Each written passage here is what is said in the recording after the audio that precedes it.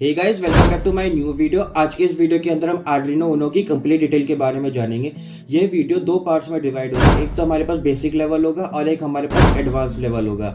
Basic level के अंदर हम आर्डिनो उनो की बेसिक कंपोनेंट्स के बारे में जानेंगे। क्या इसका ऑपरेशनल वोल्टेज है, क्या इसका ऑपरेशनल करंट है, क्या इसका पिन लेआउट है, कैसे हम इसको पावर दे सकते हैं, इन्हीं सब चीज़ों के बारे में जानेंगे। और जो हमारे पास एडवांस लेवल होगा उसके अंदर हम कुछ कम्युनिकेशन प्रोटोकॉल के बारे में बात करेंगे जो कि आर्डिनो उनो सपोर्ट करता है।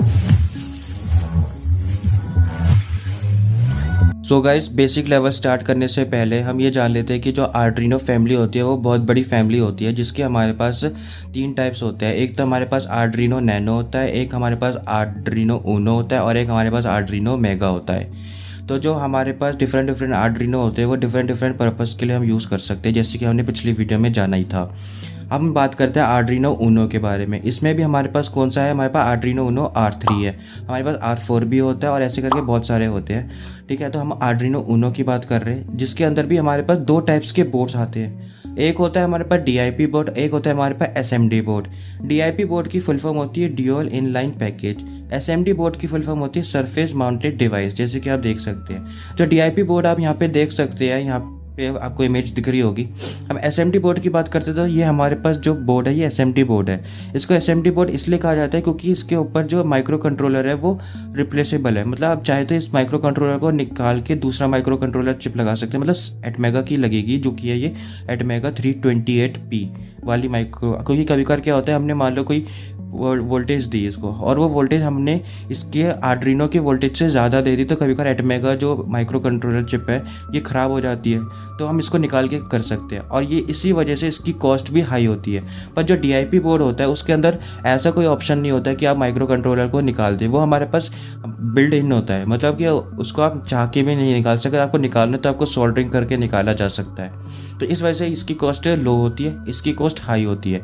SMD बोर्ड्स जो होते हैं वो काफ़ी ज़्यादा राइबल और अच्छे होते हैं, अच्छी क्वालिटी के होते हैं, तो इसलिए हम SMD बोर्ड्स को ही प्रेफर करते हैं। पर लेकिन DIP बोर्ड्स भी काम बराबर करेंगे, सस्ते होते हैं, बात ये है। तो मैंने इन दोनों का डिफरेंस बता दिया। अब हम चलते हैं अपने आर्डिनो उनो के तरफ। गाइस, अपने बोर्ड की तरफ आते हैं। तो इस बोर्ड के अंदर हम सबसे पहले बात करते हैं हमारे पास कितनी टाइप्स की पिन होती है। तो आर्डिनो उनो के अंदर हमारे पास 4 टाइप की पिन होती है। पहली पिन को हम बोलते हैं डिजिटल पिन, दूसरी को बोलते हैं हम एनालॉग पिन, तीसरी को बोलते हैं हम पावर पिन और चौथी होती है हमारे पास पिन हेडर। पिन हेडर को हम एडवांस लेवल के अंदर जानेंगे। तो पहले हम बात करते हैं डिजिटल पिन्स। जो डिजिटल पिन्स होती है वो हमारे पास 0 से लेके 13 तक होती है। ये जो पिन्स होती है ये हमें डिजिटल आउटपुट के लिए या डिजिटल इनपुट के लिए काम की जाती है। जो डिजिटल इनपुट और आउटपुट होता है वो हमारे पास 0 और 1 होता है। यानी आप देख सकते हैं जब भी आप ग्राफ ड्रॉ करते हैं तो कोई भी जो चीज़ होती है वो तो या तो 0 पे रहती है या वो 1 होती है, या वो ऐसे होगी या 1 होगी। ठीक है, तो इस तरीके से आप देख सकते हैं कि वो या तो 0 है या वो 1 पहुंची या वो 1 पे ही है फिर 0 पे पहुंची। इस तरीके से काम करते हैं हमारे पास डिजिटल आउटपुट। तो अब ये हमारे पास डिजिटल पिन्स होती है। और आप डिजिटल पिन्स के अंदर ही यहाँ पे आप ऐसा टिल्टेड साइन देख रहे हैं। ये हमारे पास जिस पिन के अगर ऐसे टिल्टेड साइन लिखा है, इस पिन्स को हम बोलते हैं PWM पिन्स। PWM पिन्स का मतलब होता है पल्स विथ मॉड्यूलेशन। इसको हम अभी समझेंगे जब हम एनालॉग पिन के बारे में जानेंगे। तो जो एनालॉग पिन होती है वो A0 से लेके A5 तक है। और जो इस एनालॉग पिन का काम होता है वो डिजिटल पिन जैसा नहीं होता। उसका काम होता है एक वैल्यू देना। अब वैल्यू का मतलब आप समझ सकते हैं कि जब भी आप ग्राफ ड्रॉ करते हैं तो आपकी एक कंटिन्यूस वैल्यू, एक ऐसा ग्राफ आप ड्रॉ कर सकते हैं जिसके अंदर आप देख सकते हैं कि वैल्यू धीरे धीरे बढ़ती है और एक मैक्सिमम पोजीशन पे जाती है, फिर धीरे धीरे कम होती है। इस तरीके से समझ सकते हैं। अगर ये वैल्यू 0 है तो ये वैल्यू हमारे पास 1 0 2 3 होती है। तो अगर आप डिफरेंट बोर्ड्स यूज़ करेंगे तो उसके अंदर ये वैल्यू डिफरेंट हो सकती है। इसको हम इस तरीके से लिख सकते हैं कि 2 की पावर 10 है, जिसका मतलब ये क्या 10 बिट्स का डाटा ये लेता है। ठीक है, इसको हम ऐसे समझ सकते हैं। और ये बिट्स हो सकते हैं, बाइट्स हो सकते हैं, आप देख लेना।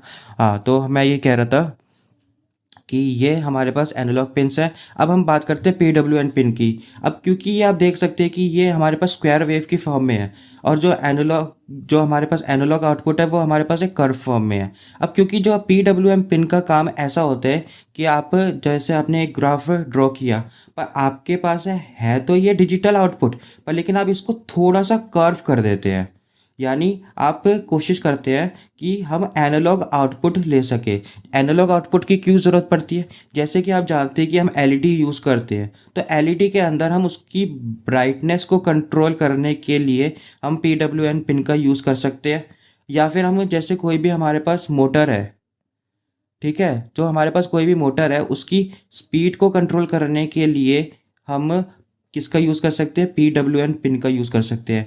तो जो आर्डिनो ऊनो है उसके अंदर आप देख सकते हैं कि यहाँ पे कुछ पीडब्ल्यूएन पिन्स लगी है, जैसे कि हमारे पास पिन नंबर 13 है, 5 है, 6 है, 9 है, 10 है, 11 है। तो ऐसे करके हमारे पास पिन्स होती है। तो ये हमारे पास 6 पिन्स होती है जो कि पीडब्ल्यूएन पिन का काम करती है। पीडब्ल्यूएन पिन का हम नेक्स्ट वीडियो में देखेंगे कैसे हम ब्राइटनेस कंट्रोल करें इस पिन को यूज़ करके। जनरली जो पिन जो होती है पीडब्ल्यूएन पिन, उसकी वैल्यू 0 से लेके 255 तक होती है। सो गाइज, डिजिटल पिन और एनालॉग पिन के जानने के बाद अब हम जानते हैं कि पावर पिन्स जो है आर्डिनो पे वो कैसे काम करती है। तो जब आप यहाँ पे देख रहे हैं पावर पिन है, इसके अंदर हमारे पास एक वी इन पिन है, 3.3 है और 5 वोल्ट है, तो और एक ग्राउंड है। अब आप सोच रहे होंगे कि ये जो पावर पिन्स है ये कैसे काम करती है। जो वी इन है वो हम आर्डिनो ऊनो को पावर देने के लिए यूज़ करते हैं। अब आर्डिनो ऊनो को कितनी पावर देनी चाहिए वो वैसे आर्डिनो ऊनो की जो ऑपरेशनल वोल्टेज है वो 5 वोल्ट है, पर लेकिन जो वी इन है उससे हम 7 से लेके 12 वोल्ट तक भी अगर हम दे पावर, मतलब कि अगर आपने 9 वोल्ट बैटरी से कनेक्ट कर दिया तो भी ये काम करेगा आर्डिनो। क्यों काम करेगा? क्योंकि यहाँ पे एक वोल्टेज रेगुलेटर लगा होता है, आर्डिनो के अंदर वोल्टेज रेगुलेटर लगा होता है जो कि क्या करता है, इस 9 वोल्ट को 5 वोल्ट में कन्वर्ट करता है।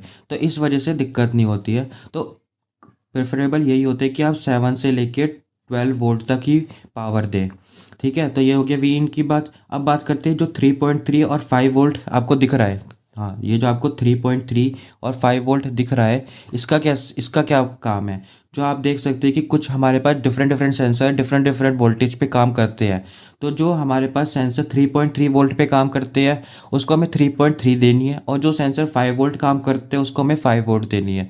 कभी कभार हम सेंसर को, अगर कोई सेंसर 3.3 पे काम करता है और हमने उसको 5 वोल्ट करंट दे दिया, तो उस केस में वो जो वोल्टेज दे दी तो उस केस में जो सेंसर होता है वो बर्न कर सकता है। तो इस बात का आपको ध्यान रखना है। अब आपको एक बात कैसे पता चलेगी कि मेरे को कौन से सेंसर को कितनी वोल्टेज देनी है? तो हर एक सेंसर की एक डेटा शीट होती है जो कि आप ऑनलाइन ब्राउज़र पे जाके सर्च कर सकते हैं। सो गाइज, इस जो पावर पिन्स होती है इसके अंदर हमारे पास एक रीसेट पिन और एक आईओ रेफरेंस पिन भी होती है, जिसको हम एडवांस लेवल में जानेंगे। अब बात कर लेते हैं 3, जो है हम यहाँ पे देख रहे हैं ये हमारे पास माइक्रो कंट्रोलर है।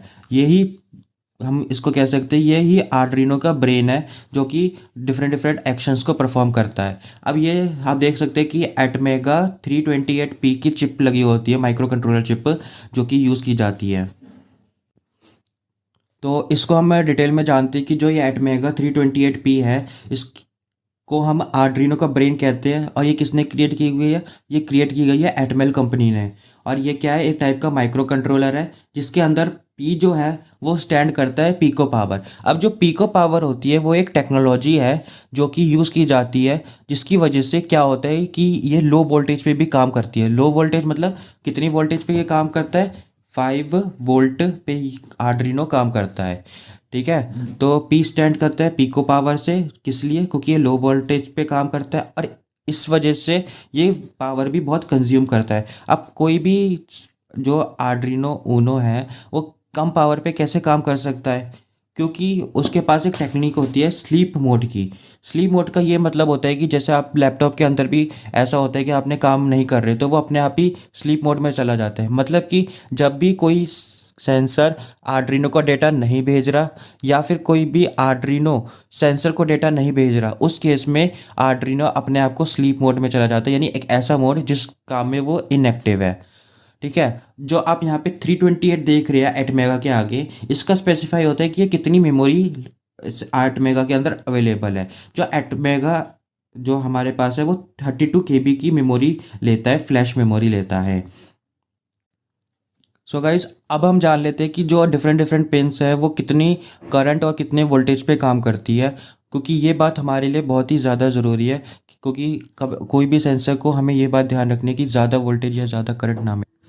तो उसके लिए आपको सबसे पहले ये ध्यान रखना होगा कि जो आर्ड्रीनो की ऑपरेशनल वोल्टेज है वो 5 वोल्ट है, पर हम वी इन में 7 से लेकर 12 वोल्ट तक आराम से दे सकते हैं। देने को तो हम 20 वोल्ट भी दे सकते हैं, पर लेकिन 20 वोल्ट नहीं देना है, सिर्फ 7 से लेकर 9 और 12 वोल्ट तक ही देना है, ठीक है। वरना आर्ड्रीनो ख़राब हो जाएगा आपका, और फिर आपको जो एटमेगा चिप है उसको रिप्लेस करना पड़ेगा, या फिर कोई कंपोनेंट जल जाएगा, कुछ भी हो सकता है। इसके अंदर मैंने जो बात की फ्लैश मेमोरी वो 32 KB की है, जिसके अंदर 0.5 KB का बूट लोडर प्रोग्राम होता है। अब जो बूट लोडर क्या होता है वो हम एडवांस वर्जन में जानेंगे। इसके अंदर जो एस रैम होती है वो 2 KB की होती है, और EEP रोम होती है वो 1 KB की होती है, और इसकी जो फ्रीक्वेंसी यानी क्लॉक स्पीड होती है वो 16 मेगाहर्ट्ज़ की होती है। अब हम जो आप क्लॉक स्पीड की बात है उस वो क्या होता है, ये हमारे पास एक क्रिस्टल ऑसिलेटर लगा होता है जिसको हम हार्ट बोलते हैं, किसका, आर्ड्रीनो का। ये काम करता है। अब जो क्लॉक साइकिल होती है उसको हम इतना जानने की ज़रूरत है नहीं, क्योंकि काम ऐसा नहीं है, ठीक है। तो एड बेसिक में तो काफ़ी है, तो बेसिक में आपको ये बात जाननी ज़रूरी है। अब बात कर लेते हैं कि ये जो लिखा हुआ है कि जो DC करंट IO पिन पे और 3.3 इसका क्या हिसाब है। तो जो आप यहाँ पे देख सकते हैं ये हमारे पास डिजिटल पिन्स है, और इसको हम इनपुट आउटपुट पिन्स भी बोल सकते हैं।